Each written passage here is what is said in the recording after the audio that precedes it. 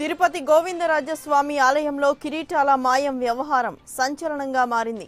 ఇంటి దొంగల పనే అన్న అనుమానాలు వ్యక్తమవుతున్నాయి. శ్రీదేవి భూదేవి సమేత మలయప్ప స్వామి ఉత్సవ విగ్రహాలకు చెందిన కిరీటాలు మాయమయ్యాయి. గతంలోనూ టీటీడీ పరిధిలోని కోదండరామ ఆలయంలోని కిరీటాన్ని అర్చకుడు తాకట్టు పెట్టిన విషయం వెలుగు చూడగా తాజాగా 3 కిరీటాలు మాయం కావడం ఆలయ వర్గాల్లో చర్చనీయాంశమైంది. నిన్న సాయంత్రం 5:40 నుంచి 6 గంటల మధ్యలో కిరీటాలు చోరీకి గురైనట్లు తెలుస్తోంది. కిరీటాల మాయం విషయం తెలియగానే అధికారులు అప్రమత్తమయ్యారు.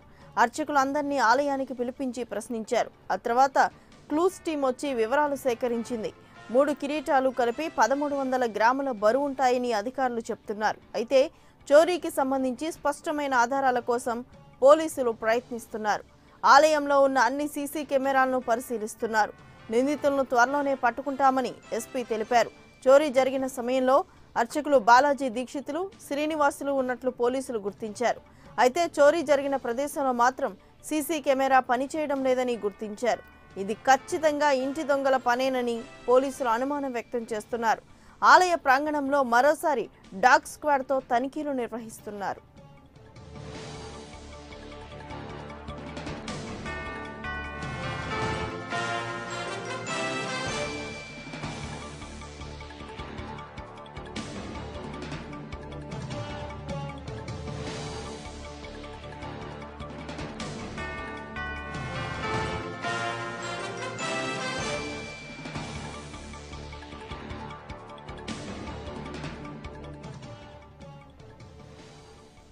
తిరుపతి గోవిందరాజస్వామి ఆలయంలో కిరీటాల మాయం వ్యవహారం సంచలనంగా మారింది.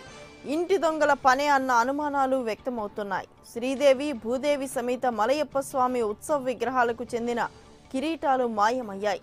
గతంలోనూ టీటీడీ పరిధిలోని కోదండరామ ఆలయంలోని కిరీటాన్ని అర్చకుడు తాకట్టు పెట్టిన విషయం వెలుగు చూడగా తాజాగా 3 కిరీటాలు మాయం కావడం ఆలయ వర్గాల్లో చర్చనీయాంశమైంది. నిన్న సాయంత్రం 5:40 నుంచి 6 గంటల మధ్యలో కిరీటాలు చోరీకి గురైనట్లు తెలుస్తోంది. కిరీటాల మాయం విషయం తెలియగానే అధికారులు అప్రమత్తమయ్యారు. అర్చకులందరినీ ఆలయానికి పిలిపించి ప్రశ్నించారు. ఆ తర్వాత క్లూస్ టీం వచ్చి వివరాలు సేకరించింది.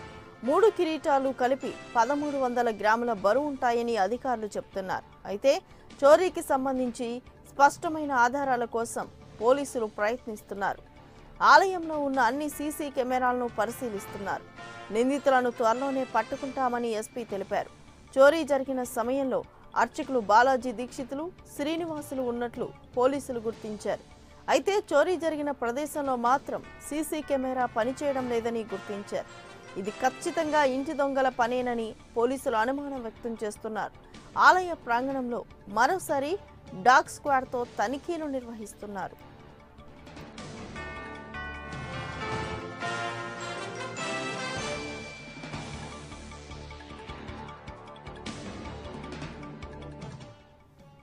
తిరుమలలో కిరీటాల చోరీకి సంబంధించి మరింత సమాచారం మా ప్రతినిధి విజయమూర్తిని అడిగి తెలుసుకుందాం.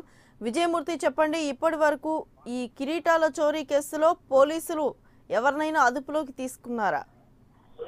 లలిత, ఏదైతే టీటీడీలో ఉన్నటువంటి అనుబంధ ఆలయాల్లో భద్రత డొల్లతనం ఏంటనేది మరొకసారి రుజువైందని చెప్పాలి. ఈ నేపథ్యంలోనే తిరుపతిలో వెలుగు చూస్తున్నటువంటి గోవిందరాజస్వామి ఆలయంలో 3 ఏదైతే ఉత్సవాలకు సంబంధించినటువంటి 3 కిరీటాల మాయం వెనుక ఇప్పటికే టీటీడీ విజిలెన్స్ అధికారులు, ఇటు తిరుపతిలో ఉన్నటువంటి ఈస్ట్ పోలీసులు ప్రత్యేకంగా దర్యాప్తు ప్రారంభించారు. మొత్తం 6 ప్రత్యేక బృందాలను ఏర్పాటు చేసి ఈ యొక్క నిందితులను పట్టుకునే ప్రయత్నం చేస్తున్నారు. ప్రధానంగా కీలక ఆధారమైనటువంటి ఆలయంలో ఉన్నటువంటి సీసీ కెమెరాలను నిశ్చితంగా పరిశీలిస్తున్నారు. వచ్చినటువంటి కంప్లైంట్ ఆధారంగా ఆ సమయంలో డ్యూటీలో ఎవరెవరు ఉన్నారనే దానిపైన పూర్తి స్థాయిలో దృష్టి కేంద్రీకరించారు తిరుపతి పోలీసులు. ఈ నేపథ్యంలోనే వారిని పట్టుకునే ప్రయత్నం చేస్తాం. ఈ రోజు కొద్ది త్వరలోనే ఈ కేసు యొక్క మిస్టరీ తేలుస్తామంటూ తిరుపతి అర్బన్ ఎస్పీ అన్బురాజన్ చెప్పడం వెనుక యొక్క కేసు తీవ్రత, సీరియస్నెస్ పెంచుతోంది. ప్రధానంగా ఆలయంలో ఉన్నటువంటి అర్చకులు, పనిచేసే సిబ్బంది ఎవరు ఈ యొక్క చోరీకి పాల్పడ్డారనే దానిపైన పూర్తి స్థాయి దృష్టి కేంద్రీకరించారు. లలిత,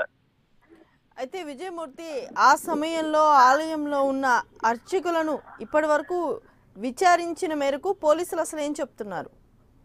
అంటే ప్రధానంగా ఆలయంలో ఉత్సవ విగ్రహాలకు అలంకరించేటువంటి కిరీటాలు మాయం వెనుక డ్యూటీలో ఉన్నటువంటి సిబ్బందిని నిన్న ఎవరైతే డ్యూటీలో ఉన్నారో వారి యొక్క సిబ్బంది అందరినీ కూడా నిన్న అర్ధరాత్రి 2 గంటల వరకు కూడా విచారించారు. ఈ నేపథ్యంలో వారు ఇచ్చినటువంటి సమాచారం మరోవైపు ఆలయంలో ఉన్నటువంటి సీసీ కెమెరాల యొక్క సీసీ కెమెరాల పైన ప్రధానంగా దృష్టి కేంద్రీకరించారు. ఆలయ పరిసర ప్రాంతాల్లో ఉన్నటువంటి అన్ని ప్రాంతాలను కూడా క్లూస్ టీమ్ తో పాటు డాగ్ స్క్వాడ్ ఇటు ఇతర సిబ్బంది కూడా పూర్తి స్థాయి దృష్టి కేంద్రీకరించారు. ప్రధానంగా యొక్క ఆలయంలో పనిచేస్తున్నటువంటి సిబ్బంది పైనే అనుమానాలు ఉన్నాయి. ఆలయంలో ఎవరైతే అర్చకులతో పాటు పనిచేసినటువంటి నిన్న డ్యూటీలో ఉన్నటువంటి సిబ్బందిని అనుమానిస్తున్నారు. వీరందరినీ కూడా ప్రాథమికంగా విచారించారు. ఈ రోజు మరొకసారి విచారించి వారు ఇచ్చినటువంటి సమాచారం మేరకు పూర్తి స్థాయిలో దృష్టి కేంద్రీకరిస్తూ ఉన్నారు. అయితే విజయమూర్తి ప్రధానంగా ఇక్కడ అంటే తిరుమల మొత్తం చూసుకుంటే ఒకవేళ చోరీ జరిగిన గర్భాలయంలో ఒకవేళ సీసీ కెమెరా పనిచేయకపోయినా అక్కడ అడుగడుగున సీసీ కెమెరాలతో పటిష్ట భద్రత ఉంటుంది. ఎందుకంటే కిరీటాలేవి చిన్నవి కాదు, చేతిలో పెట్టి తీసుకువెళ్లేంత చిన్న వస్తువులు కూడా కాదు. దాదాపుగా 3-4 కిరీటాలంటే అవి ఒక పెద్ద మొత్తంలో బ్యాగ్ కనిపించే ఒక అవకాశం అయితే ఉంటుంది. అక్కడ అడుగడుగున సీసీ కెమెరాలు ఉన్నప్పటికీ ఎందుకు ఇంత తాత్సారం జరుగుతుంది?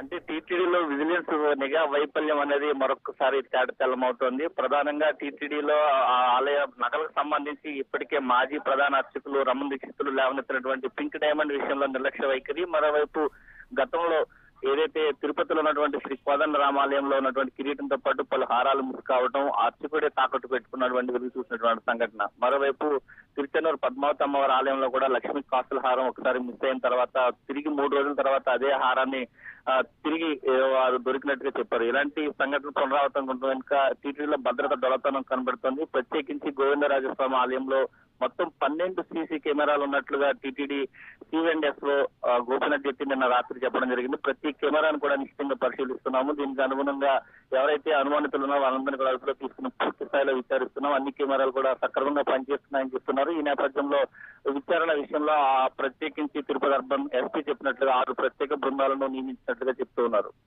లలిత. Right, thank you Murthy.